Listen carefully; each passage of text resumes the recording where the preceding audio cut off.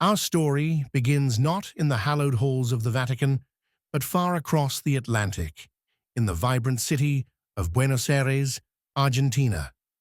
It was there, on December 17th, 1936, that a boy named Jorge Mario Bergoglio was born. He was one of 5 children to Italian immigrant parents, a railway worker and a devoted homemaker. Imagine a lively, bustling household filled with the aroma of home-cooked meals and the echoes of both Spanish and Italian. Young Jorge led a relatively ordinary life for a time. He studied chemistry, even worked briefly as a chemical technician, and, believe it or not, as a bouncer in a nightclub. A far cry from the life he would eventually lead, but these early experiences undoubtedly grounded him in the realities of everyday life and the struggles of ordinary people. But there was a deeper calling stirring within him. At the age of 21, Jorge felt a profound spiritual pull.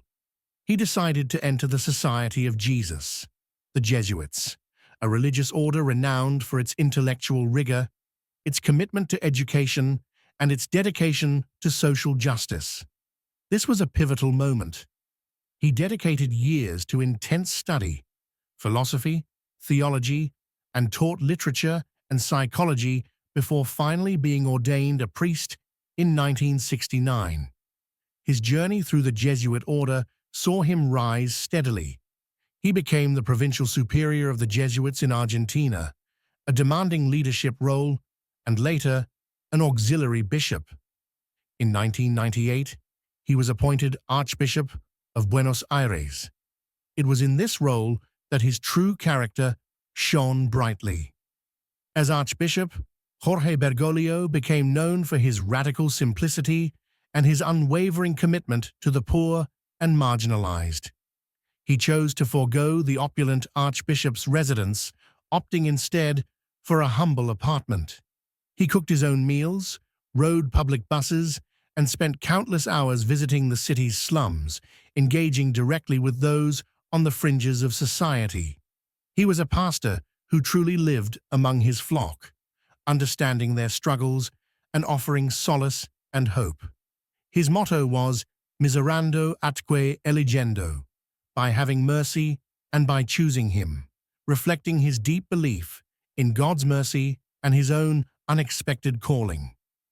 Then came March 2013. The world watched, captivated, as white smoke billowed from the chimney of the Sistine Chapel, signaling the election of a new pope. And on March 13th, the world met Pope Francis.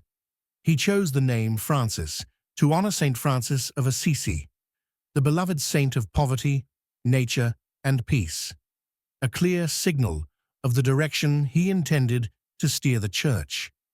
From his very first appearance on the balcony of St. Peter's Basilica, Pope Francis captivated hearts.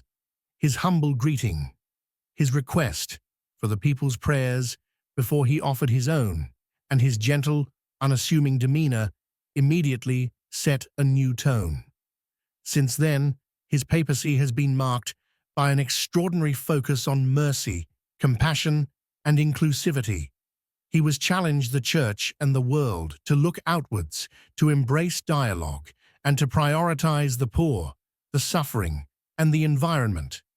He was spoken powerfully on climate change in his encyclical Laudato Si', advocated for refugees and migrants, and tirelessly worked to bridge divides between faiths and cultures. His personal gestures, from washing the feet of prisoners to embracing the sick and disabled, exemplify his message of radical love and humility.